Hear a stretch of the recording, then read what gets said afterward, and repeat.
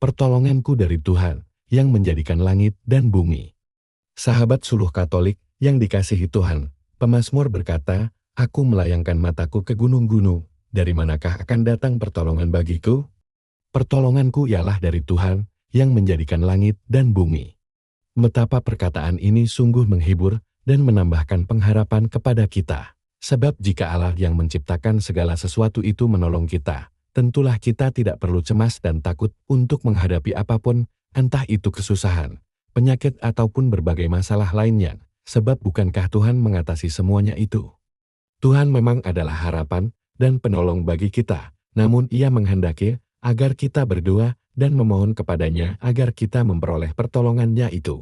Tuhan menghendaki agar kita tidak bosan dan jemu untuk berdoa. Sebagaimana kita dengar dari bacaan-bacaan kitab suci hari ini, belajar dari kisah Musa yang ditopang oleh Harun dan Hur. Demikian pula, kalau kita menjadi lelah berdoa, marilah kita meminta dukungan dari sahabat-sahabat kita. Sering terjadi, Tuhan memberikan banyak rahmat-Nya di saat-saat kita mengalami kesusahan, dan tak jarang, juga melalui perhatian, bantuan, dan doa-doa dari saudara-saudara seiman. Rahmat Tuhan ini bahkan lebih berharga daripada hal-hal yang kita minta.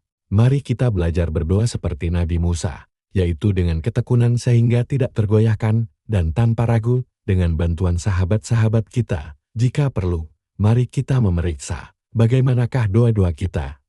Apakah kita sudah tekun berdoa? Sudahkah kita berdoa penuh iman dan percaya, tak putus-putus, dan tanpa lelah? Bacaan Injil hari ini menyampaikan kisah yang melibatkan dua karakter yang bertolak belakang, seorang hakim yang lalim dan seorang janda. Hakim itu digambarkan sebagai hakim yang tidak takut akan Allah dan tidak menghormati siapapun. Tentulah orang ini sangat kuat di mata manusia. Dan sang janda itu adalah sebaliknya, sangat lemah. Tetapi pada akhirnya, hakim itu mengalah kepada janda tersebut, bukan karena hakim itu bertobat, tetapi karena tak mau disusahkan oleh sang janda itu, yang tak jemu-jemunya datang memohon kepadanya. Jika hakim yang lalim itu saja dapat meluluskan permohonan janda itu, terlebih lagi Allah, yang sifatnya bertolak belakang dan tak dapat dibandingkan dengan hakim yang lalim itu. Tidakkah Allah akan membenarkan orang-orang pilihannya yang siang malam berseru kepadanya? Allah, yang penuh belas kasihan, menantikan doa-doa kita yang didaraskan dengan ketekunan dan iman. Doa dan iman memang berhubungan satu sama lain. Doa mengalir dari iman yang hidup, namun juga dengan berdoa, iman kita dikuatkan. Maka mari kita periksa, seperti apakah doa kita? Jika kita meminta suatu berkat dari Tuhan, entah itu pekerjaan, rumah, atau kesehatan. Sejauh mana semua itu dapat menumbuhkan iman kita? Sebab pada akhirnya, yang seharusnya yang kita inginkan adalah Tuhan sendiri. Ia adalah tujuan akhir semua doa-doa kita. Apapun yang kita minta di dunia ini, harusnya membawa kita semakin dekat kepadanya. Karena itu, Tuhan berkenan kepada doa-doa yang membawa kepada kebaikan rohani, baik untuk diri kita sendiri ataupun untuk orang-orang yang kita doakan. Disinilah kita melihat kaitan antara doa dan karya pewartaan Injil atau evangelisasi.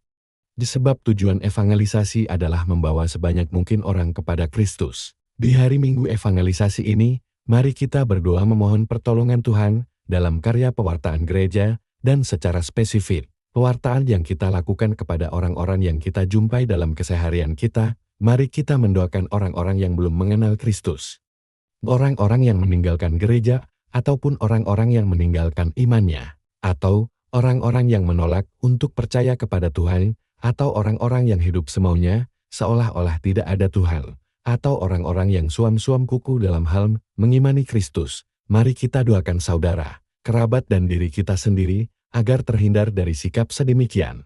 Sebab tak ada hal yang lebih baik yang dapat kita mohon kepada Tuhan bagi kita dan bagi orang-orang yang kita kasihi, selain daripada karunia keselamatan kekal yang diperoleh dari Tuhan kita Yesus Kristus.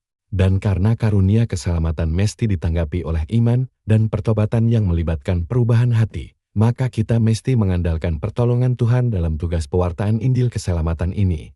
Sebab kita tak kuasa mengubah hati orang lain, itu hanya dapat dilakukan oleh Allah. Karena itu, campur tangan Allah mutlak diperlukan agar karya pewartaan Injil dapat memperoleh buah-buahnya. Marilah kita menyerahkan doa dan karya kita kepada Tuhan.